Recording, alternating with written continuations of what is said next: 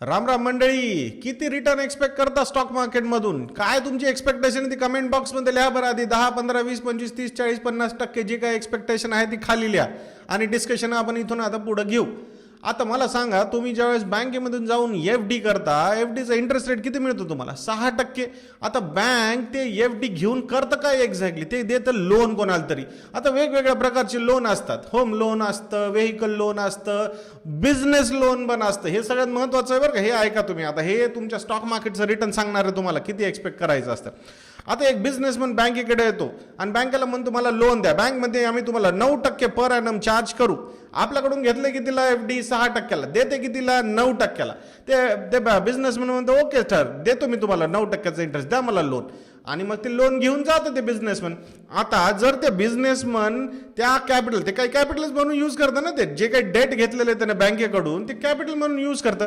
जर हे बिझनेसमन त्या कॅपिटलवर 9%पेक्षा जास्त रिटर्न नाही कमवू शकलं तर झालं की गोंधळ मग सगळा. मग हे पैसेच वापस करू शकणार नाही. असे असतात बरं का महाभाग, ते नाही का ते मल्ल्या, ते पळून गेले ना तिकडे ते इंग्लंडला, आणि त्याने दिलं नाही. पण सगळे तसे नसतात ना, काही काही चांगले बी असतात. भरपूर लोक परत वापस पैसे देतात बँकेला जाऊन. सो 9%च्या वर जर त्यानं रिटर्न नाही आणले त्या कॅपिटलवर, तर ते पैसे कसे वापस करणार? याचा अर्थ असा आहे की बिझनेस, ज्याला इक्विटी म्हणतात, ते 9%च्या वर परफॉर्म केलं तरच हे लोन रिटर्न होऊ शकतं. आता हा जो बिझनेसमॅन आहे ना, हे दोन पद्धतीने पैसे रेज करतं मार्केटमधून. पहिलं पद्धत असते ती डेटची, जे लोन घेतं ते बँकेकडून जाऊन. आणि दुसरी पद्धत कशी असते माहिती का? दुसरी पद्धत असते इक्विटीची. ते काय म्हणतात, मी ना शेअर होल्डर्स गोळा करतो माझे. आता शेअर होल्डर्स कसे गोळा करतात? तुम्ही IPO बद्दल ऐकलं असेल ना, इनिशियल पब्लिक ऑफर, ज्याच्यामध्ये नवीन इन्व्हेस्टर्स शेअर होल्डर्सला ते ऑन बोर्ड करतात आणि तिथून ते पैसे रेज करतात. सो म्हणजे आता एक्झाम्पल म्हणून बघा तुम्ही, या माणसानी 100 रुपये रेज केले डेटमधून, फिक्स डिपॉझिट म्हणजे लोन घेतलं बँकांकडून, आणि 100 रुपये रेज केले मार्केटमधून. आता मला सांगा, हे जे टोटल 200 रुपये त्यांनी रेज केलेले आहेत, सपोज त्याच्यावर 12%चा रिटर्न ते कमवू शकतं. किती? 12%चा रिटर्न त्यांनी कमवला, म्हणजे त्या बिझनेसमध्ये. आता 12%चा रिटर्न कमवला म्हणजे किती झालं? 200 रुपयावर 24 रुपये कमवले बघा या माणसाने. बँकेला किती द्यायचे त्याला? परत 100 रुपये घेतलेले, 9 रुपये वापस द्यायचे त्याला. सो 24 रुपयामधून 9 रुपये वापस दिले त्यांनी बँकेला, बरोबर आहे. राहिले किती? 15 रुपये राहिले त्याच्याकडे. आता हे जे 15 रुपये आहेत ना, हे इक्विटी इन्व्हेस्टर जे आहेत ना, त्यांचे रिटर्न्स आहेत. म्हणजे इक्विटी कॅपिटलवर त्यांनी रिटर्न आणला 15%चा. किती? 15%. टोटल कॅपिटलवर 12% आणलं होतं त्यांनी, आणि 9 रुपये त्यांनी बँकेला वापस दिले, आणि राहिले किती? 15 रुपये. सो 15%चा रिटर्न त्यांनी, म्हणजे रिटर्न ऑन इक्विटी कमवला. आणि हेच असते इक्विटी, ह्याच्यामध्येच तुम्हाला रिटर्न मिळते ती. हे लक्षात ठेवायचं, नेहमी लक्षात ठेवायचं. आणि ही चेन आहे. आपण बँकांमध्ये जाऊन FD करतो, पण बँकाच ऍक्च्युअल रिस्क घेतात आणि मार्केटमध्ये पैसे दुसऱ्या पद्धतीने टाकतात आणि आपला एक फिक्स इंटरेस्ट घेतात. आणि याच्यातला जो डिफरन्स असतो ते बँकेचं इन्कम असतं. 6%ने FD दिली, 9%ने लोन दिलं. सो हे ते 3%चं ते बँकाचं इन्कम आहे. मग त्याच्यातून ते आपले एक्सपेन्सेस काढतात.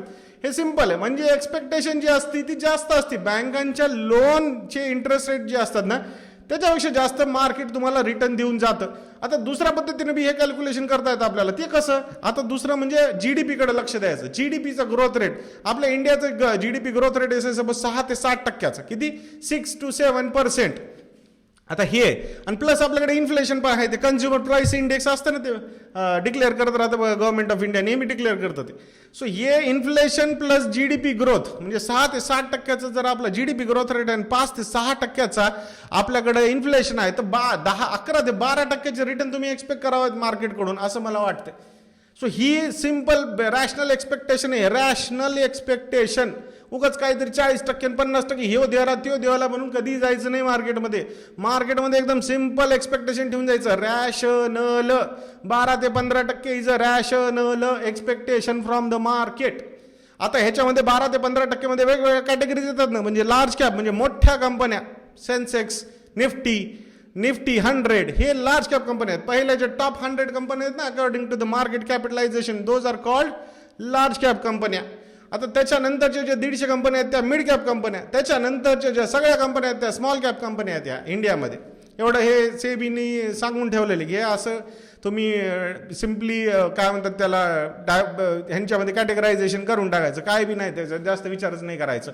मार्केट कॅपिटलायझेशन प्रमाणे नंबरिंग दिलेली आहे त्यांनी त्याच्यामध्ये. आता ह्याच्यामध्ये लार्ज कॅप मधून एक्सपेक्टेशन ठेवायची 12% प्रोव्हाइडेड जीडीपी आणि इन्फ्लेशन आपण जसं डिस्कस केले तसं झालं तरच. नाही तर उगा तुम्ही म्हणताल होते अरे ते जीडीपी ग्रोथ तर वाढलंच नाही, तुम्ही तर म्हणले होते सर 12% रिटर्न मिळालीच नाही आम्हाला. अरे जीडीपीच नाही ना बाबा आणि इन्फ्लेशन पण नाही म्हणल्यावर कुठून तुम्हाला इक्विटीमध्ये रिटर्न मिळणार. सो 12% लार्ज कॅप कडून एक्सपेक्ट करा. मल्टी कॅप म्हणजे जिथं small cap, mid cap, large cap सगळे असतात बघा, त्याच्याकडून 13%, 1% वाढवत जायचं आपल्याला. 13% त्याच्यामधून एक्सपेक्ट करा. नंतर स्मॉल कॅप किंवा मिड कॅप, पहिले मिड कॅप घेऊ, त्याला तुम्ही 14% रिटर्न एक्सपेक्ट करा आणि स्मॉल कॅप कडून 15% एक्सपेक्ट करा पर ॲनम. परंतु काय लार्ज कॅपचं इन्व्हेस्टमेंट होरायझन पाहिजे 5 ते 7 वर्ष, त्याच्या आधीचं नाही टाकायचं बरं त्यासाठी, मग ते चुकीचं होतं बघा. ते मल्टी कॅप किंवा फ्लेक्सी कॅप फंड जे असतात त्याच्यामध्ये एक्सपेक्टेशन त्याची जे होरायझन असतं इन्व्हेस्टमेंट होरायझन ते 7 ते 10 वर्षाचं असतं आणि small and mid कॅपमध्ये investment horizon 10+ वर्षांचं असायला पाहिजे. 10, 15, 20, 25 हे लक्षात ठेवूनच इन्व्हेस्टमेंट करायची आणि रिटर्न एक्सपेक्टेशन ठेवायची. आणि प्रोव्हाइडेड जीडीपी वाढायला पाहिजे आणि इन्फ्लेशन पण चांगलं इन्फ्लेशन असायला पाहिजे 4 ते 6%. उगाच असं 10-15% इन्फ्लेशन झालं तर गोंधळ होतं बरं सगळं आपलं. मग ती करन्सी डेप्रिशिएट होती आणि करन्सी डेप्रिशिएट झालं की मग सगळा गोंधळ होऊन जातो का, मग तुमच्या पूर्ण इकॉनॉमीचा भट्टा बोळ होऊन जातो. आपण लई इम्पोर्ट करतो, सोनं इम्पोर्ट करतो, ऑइल इम्पोर्ट करतो, किती साऱ्या कमोडिटीज आपण इम्पोर्ट करतो. जर नेट इम्पोर्टर आहेत आपण तर दॅट इज लई भयानक होऊन जातं. मग ते तिकडे जर इम्पोर्ट वाढले मग आपली करन्सी डेप्रिशिएट झाली की झालं बघा गोंधळ सगळा आपला. सो म्हणून रॅशनल एक्सपेक्टेशन ठेवायची 12 ते 15% पर ॲनम. ते सुद्धा असं स्ट्रेट लाईन नसतं, ते असं वरखाली करत जातं, पण ट्रेंड पॉझिटिव्ह असते बघा त्या गोष्टीचं. ह्याच्याकडे लक्ष ठेवायचं आणि इक्विटीमध्ये इन्व्हेस्टमेंट करायचं. व्हिडिओ आवडला असेल तर लाईक, शेअर आणि सबस्क्राईब बटन फटाफट दाबून टाका. आणि आमची जी वेबसाईट आहे investtajna.in तिला व्हिजिट करा. मराठी हा प्रोमो कोड यूज करून 35% डिस्काउंट आमच्या रिसर्च प्रोडक्ट्सवर तुम्हाला मिळेल. मी आशा करतो की तुम्ही जरूर आमच्या वेबसाईटला व्हिजिट करताल. अशाच व्हिडिओसाठी चॅनलवर बनवून राहा आणि नेक्स्ट व्हिडिओपर्यंत मला आज्ञा द्या. जय हिंद, जय महाराष्ट्र.